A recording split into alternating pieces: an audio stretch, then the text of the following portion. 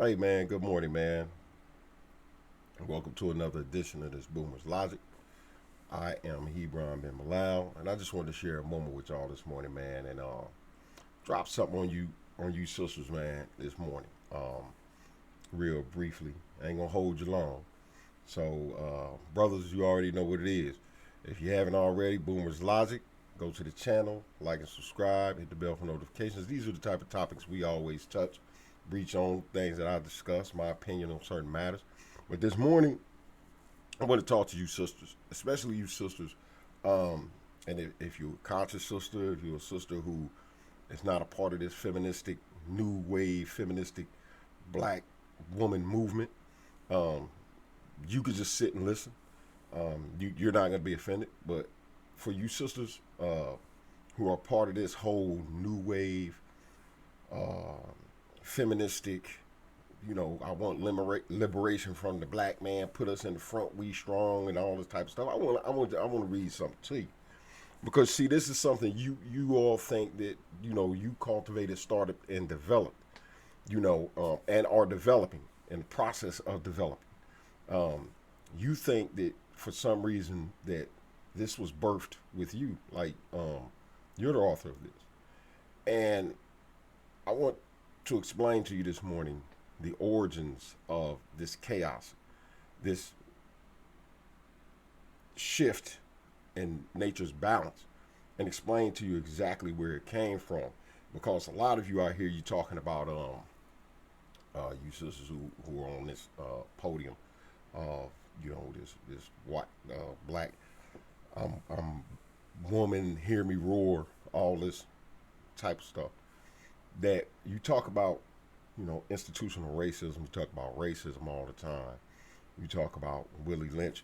And see, this is the one thing that I do understand, and I'm going to read it to you, and then I'm going to just be done with it for the day, and then I'm going to get back with y'all on some other stuff.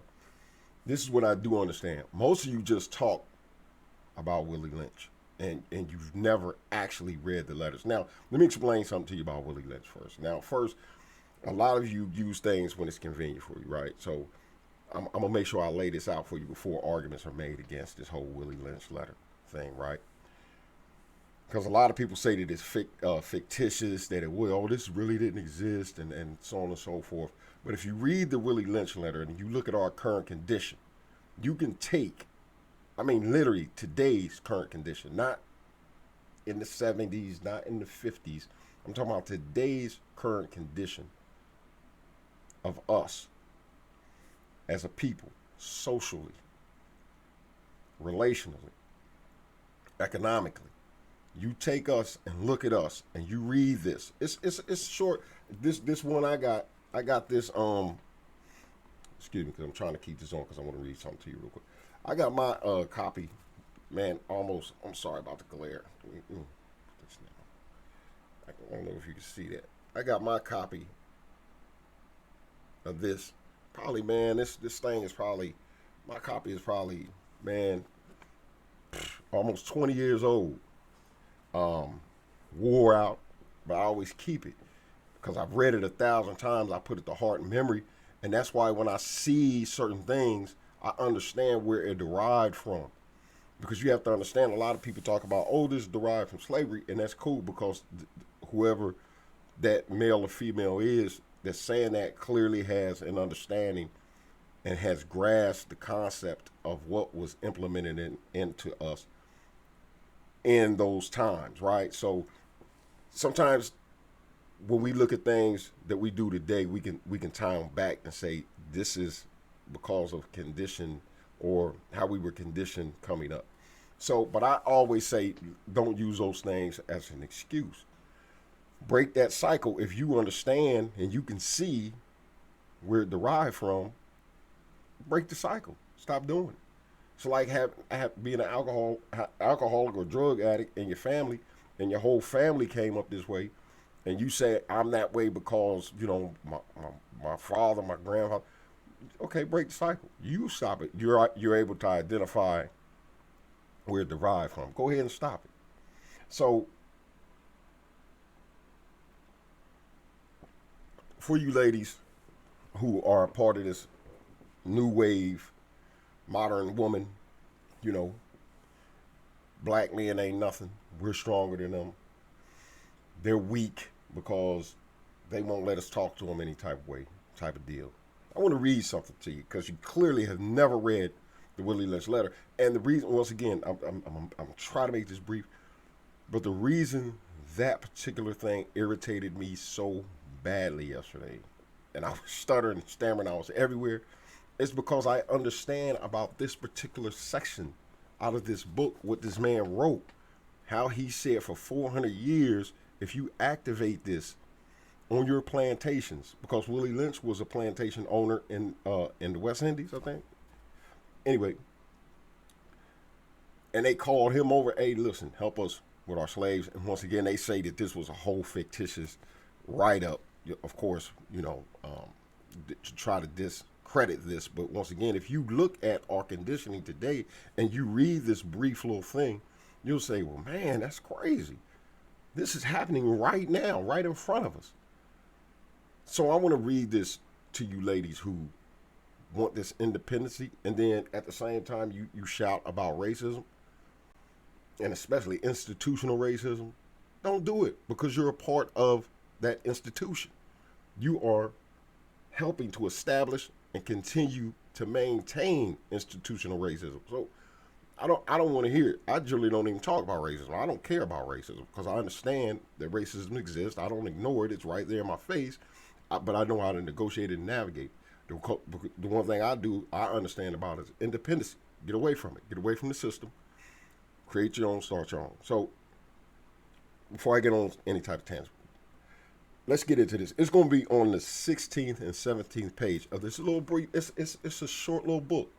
Order it. It's called The Willie Lynch Letter, The Willie Lynch Letter and the Making of a Slave. I actually ordered mine. I don't think I got mine off of Amazon. I can't remember where I got mine. I got it when I was incarcerated. But it was this part is amazing to me. And then I look at what's going on today just with the women. I'm not even talking about with the men because I already understood where we were. You know what I'm saying? And I understand how we got to this point. So I want to read this to you. So this particular section in 16, I'm not going to start at the top of the page. It's the breaking process of the African woman. So I'm going to go down to I'm going to start at, I think this is the third paragraph. Yeah. And it says, understanding is the best thing. Understanding is the best thing. Therefore, we should go deeper into this area of the subject matter concerning what we have produced here in the breaking process of the female nigger. We have reversed the relationships. We have reversed the relationships in her natural uncivilized state.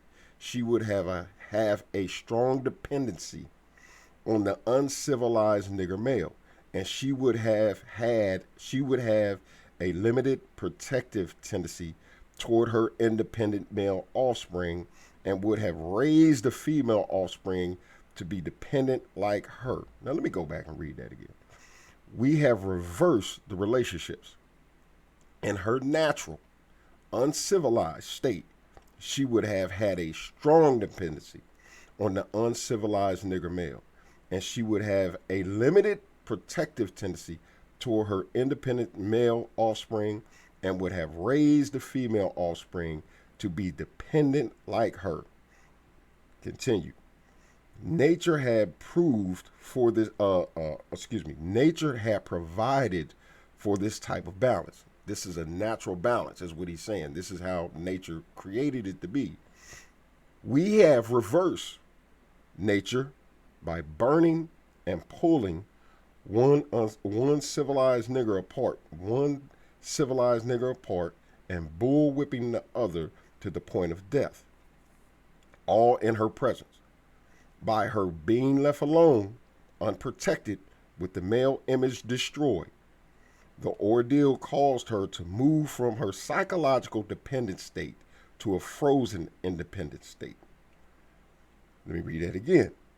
By her being left alone, unprotected, With the male image destroyed, the ordeal caused her to move from her psychological dependent state to a frozen independent state.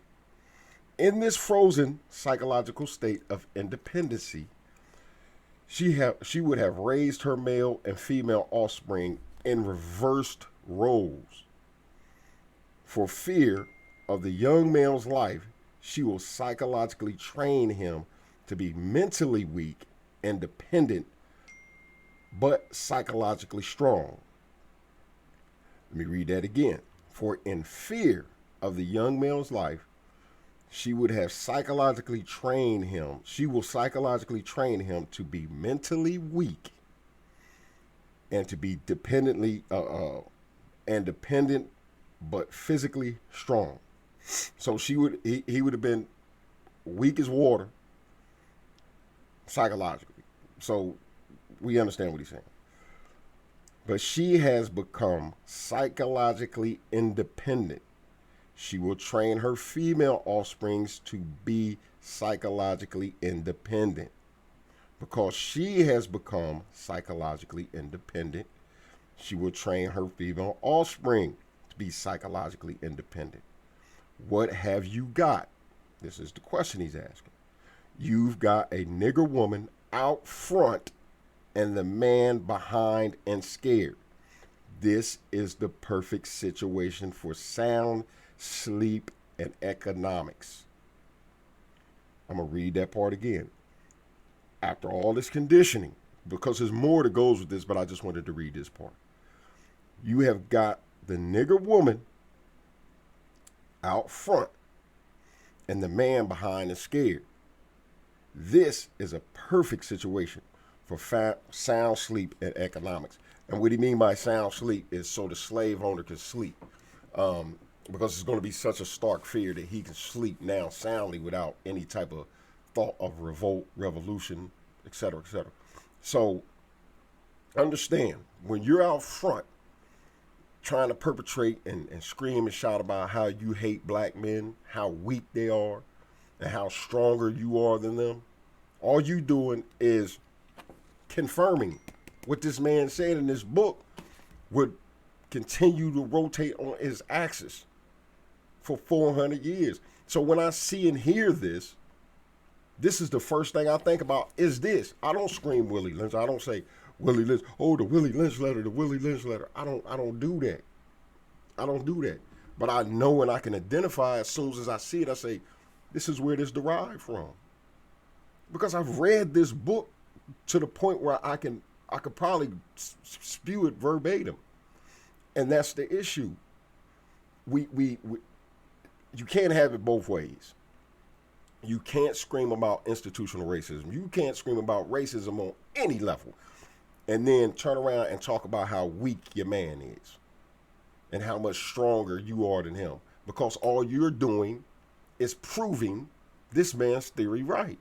That if you correctly implement this process, that this will rotate on his axis and you will see it. And I'm looking at y'all and I'm like, please don't scream racism. And every time I look up, one of y'all on some type of soapbox, screaming about racism. But y'all push racism every day when you get on these shows and all that, talking about how weak black men are because they don't let us talk to them any type of way. We strong and independent. See, that's nature's system. That's how nature designed you to be dependent on the male. Because when there is no dependency on the male, you get in the front and you act an idiot. You act like a fool.